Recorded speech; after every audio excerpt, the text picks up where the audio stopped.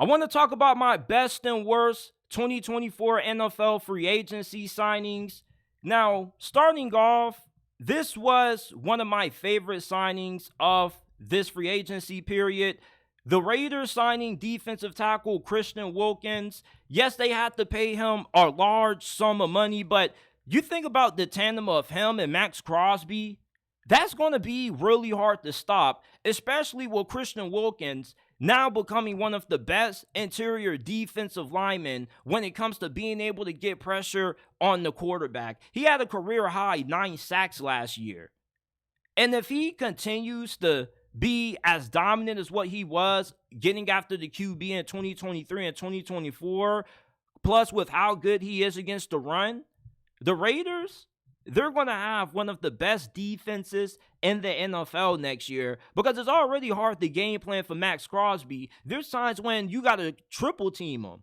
And you look at Christian Wilkins, when you have a dominant anchor in the middle, how are you going to game plan for trying to double team him and trying to double team Max Crosby? Somebody else is going to break loose on that defensive line. So this was a huge pickup for the Las Vegas Raiders. Definitely one of the best free agency signings of this offseason.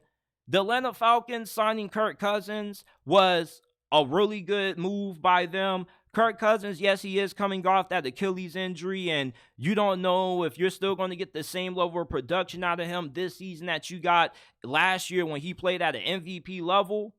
But he was the best, safest option you could find available in free agency. One thing about Kirk Cousins that you're going to get consistent quarterback play. And with you playing in the weakest division in the NFC, you got to go against Derek Carr, Bryce Young, Baker Mayfield. You like Atlanta's chances of being able to win that division just based alone on the fact that you have the best QB in that division and Kirk Cousins. Even if Kirk Cousins regresses slightly, he's still going to be better than Baker Mayfield. He still should give you top 15, top 14 QB play.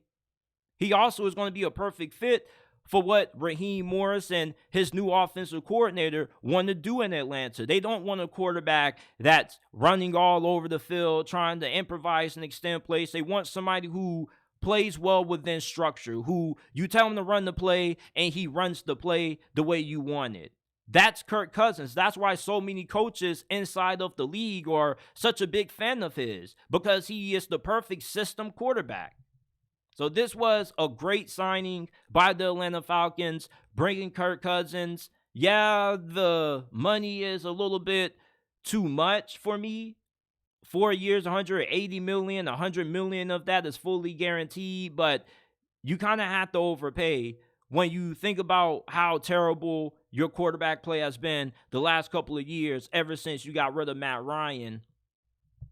Now, unlike their Kirk Cousins signing, Atlanta signing Darnell Mooney was one of the worst free agency signings of this offseason, in my opinion. Darnell Mooney, he peaked his rookie season. Ever since then, all he has done is decline. He has struggled to stay healthy, and everybody was saying Justin Fields ain't have no weapons. So Darnell Mooney, if he was part of Justin Fields not having a good supporting cast, I don't know why Atlanta would give him a 3-year deal, $39 million, $26 million fully guaranteed, when at best you're looking at somebody who's a wide receiver 4 or wide receiver 3, and this is essentially wide receiver 2 money that you just paid Darnell Mooney. And at best, you have somebody who's a really good deep threat. He's not somebody who you know for being able to move the chains, keep the drive alive. He also has the issue with drops. He dropped a good amount of touchdowns from Justin Fields. Darnell Mooney, I like the signing as a good speed option or deep threat for Atlanta, because that is something that this offense was lacking, and you are going to get that vertical threat downfield with Darnell Mooney, but you gave him wide receiver 2 money for somebody who really just has wide receiver 3 upside at this point in his career. Derrick Henry signing with the Baltimore Ravens. I think that we can all agree that this was one of the best signings of free agency this year. They already tried to trade for Derrick Henry during last year's trade deadline, but Tennessee wasn't willing to pull the trigger. And you think about Derrick Henry sharing the same backfield with Lamar Jackson. If I'm opposing defensive coordinators, I don't know how the hell I go to sleep knowing when I have to play the Baltimore Ravens this year, and I have to see that, because you can stack the box to try to stop Derrick Henry from bulldozing your whole entire defense up the middle, but then you can get beat off the edge by Lamar Jackson because of his speed and elusiveness. And then if you just try to stack the box and go all in to stop the run, guess what's going to happen? Lamar's going to kill you over the top with his arm. And the Ravens are really deep when it comes to the weapons that they have and their passing game. All Derrick Henry does is make an already unstoppable offense even more unstoppable. Yeah, they had a really bad performance against Kansas City, but I don't think it was due to lack of talent. You just had a team that lost their identity.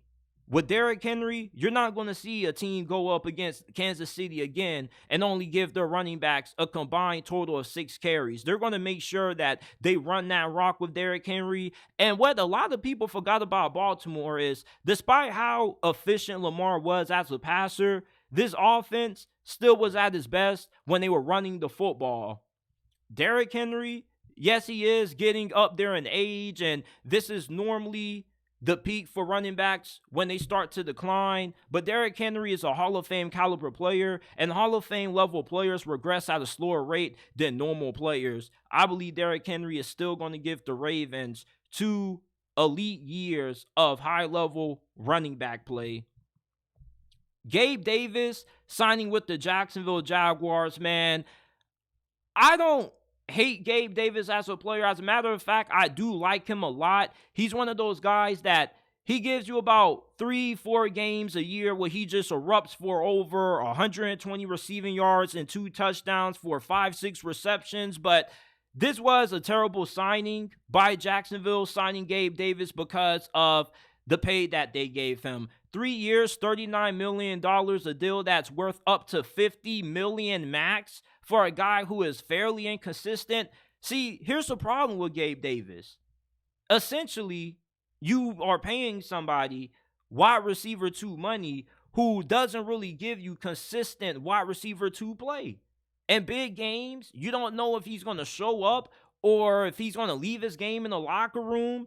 And with you losing Calvin Ridley, you downgrade that wide receiver because now you don't have a legitimate number 1 option. You got Gabe Davis, Christian Kirk, and Zay Jones. That's not really a good receiving core.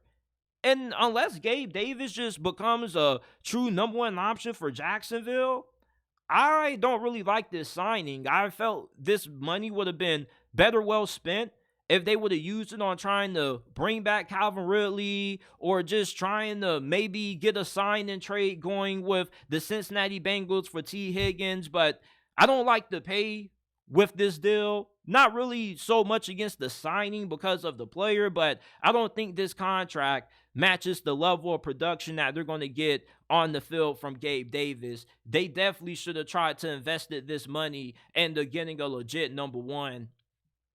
Cameron Curl signing with the Los Angeles Rams is a huge underrated signing that not a lot of people are going to pay attention to, and they're going to find out how good Cameron Curl is when they watch the Rams play this season. He's going to be a big upgrade for that secondary. He was one of the best free agents available, and with the contract that they signed him for, 2 years, $13 million, that's one of the biggest bargains of free agency this offseason, because Cameron Curl was easily one of the 3 or 5 best safeties in the National Football League last year. The Rams are getting high-level safety play, and they're giving this guy only $13 million for the span of 2 years. He potentially could ball out, maybe be a Pro Bowler or All-Pro this season, and maybe come to the Rams and say, hey, like, I want a bigger pay. I want to come to the table and get a new contract extension, more years and more money. The Los Angeles Rams, this was a underrated signing that is going to pay dividends for them this season, and that secondary is going to be really good on that back end with Cameron Curl there at safety. Does it piss you off how much you pay for your monthly phone bill? Why are you getting frustrated when our partner Mint Mobile has plans as low as $15 a month that give you unlimited talk and text on the nation's largest 5G network? Stop getting frustrated with how much you spend on your monthly phone bill and go to trymintmobile.com/JTSports in description and pinned comment down below to get access to premium wireless for only $15 a month. That's only $15 a month. Switching to Mint is easy. It only takes 15 minutes to do. If you're pissed off with how much you pay for your monthly phone bill, switch to Mint Mobile today and go to trymintmobile.com/JTSports in the description and pin comment down below to get premium wireless for only $15 a month. Stop getting upset with how much you spend on your monthly phone bill and switch to Mint Mobile today. Kenneth Murray signing with the Tennessee Titans, to me, is the worst free agency signing of the 2024 offseason. This dude is a glorified bust. He's not good against the run. He can't stop a flying pass coverage. And the contract that Tennessee gave him, you wouldn't think it is that bad. 2 years, $15.5 million, but that's kind of money that you would pay for a low-end starter. And Kenneth Murray at this point has only shown you that he's just a decent backup. If you are asking this dude to start for you this season, if you're Tennessee, you're going to be in a lot of trouble this season. Because with him on the field, your defense is worse. And you saw how bad the Chargers' defense was last season. Who cares if it was Brandon Staley? I mean, Kenneth Murray, he's been with that Chargers franchise for a while. He was a former first-round pick. And you talk about somebody who has not lived up to expectations. Kenneth Murray is the perfect reason why teams hesitate to invest first-round picks into linebackers, because it's a position that normally turns out a high rate of bust in the first round, and a position that you can find quality starters in days 2 or 3 of the draft. Kenneth Murray signing with the Tennessee Titans, the worst free agency signing of this offseason. Jonah Williams signing with the Arizona Cardinals, probably is the second worst free agency signing of this year, man. Jonah Williams is not good. He has been one of the worst starting offensive tackles in the NFL for the last couple of years. He's a former first rounder. He's a bust. He played left tackle for Cincy. Didn't do good playing that. He moved to right tackle last year. He was decent, but for the contract that the Arizona Cardinals gave him, 2 years, $30 million, I mean, that's a lot of money. And I get that it's hard to find even average offensive tackles in the NFL, but you're overpaying somebody who's been, according to Pro Football Focus, one of the lowest graded tackles in the game. He makes you worse at that position than what you were last year. DJ Humphries, he suffered a devastating injury, and you don't know if he's going to bounce back. And ever since he got that extension, the play kind of fell off, but he was massively better than Jonah Williams. Jonah Williams, no matter what tackle spot you put him at, he's not going to give you good play. So the Arizona Cardinals, I really want to know what they were thinking with this one, man. 2 years, $30 million for a guy who has been awful. Last year was decent, but other than that, man, there has not really been any high moments in Jonah Williams' career up to this point. Franco Louisville, linebacker who has played his last couple of years of ball with the Carolina Panthers, signed with the Washington Commanders. It is a 3-year deal for $36 million. This was one of the best value signings in free agency. Franco Louisville was a fan favorite for the Carolina Panthers, man. He was always near the ball. Every time I was watching the Panthers game, he was either making a play or somewhere around the proximity. He's decent in coverage. He's really good against the run. You also can blitz him up the middle. He's a great leader. He's going to be a good culture builder for Dan Quinn with the Washington Commanders. Franco Louisville is everything that you could want in a linebacker in today's NFL. Definitely one of my favorite linebackers to watch in the league. And when the Commanders got him, I said, okay, Dan Quinn and company, I see you. I see y'all making some moves. Y'all spending money. Patrick Queen, you talk about the free agency signing that had me excited as a Steeler fan. I've always loved Patrick Queen's game. When he was coming out of LSU, I wanted us to draft him. And we haven't had a good linebacker since what happened to Ryan Shazier. Ever since then, the linebacker play for Pittsburgh has been absolutely abysmal. Our linebackers last year, not only were they terrible against the run, but they were terrible in pass coverage. Patrick Queen is coming off the best season of his career. Now, last year was his best season in coverage, but he's always been really formidable against the run. I also like the intensity that he plays the game with. He just always seems as if he's just trying to take somebody's head off. He's a great leader. He's definitely going to be somebody who is going to be a perfect fit with the culture that Mike Tomlin has built in Pittsburgh.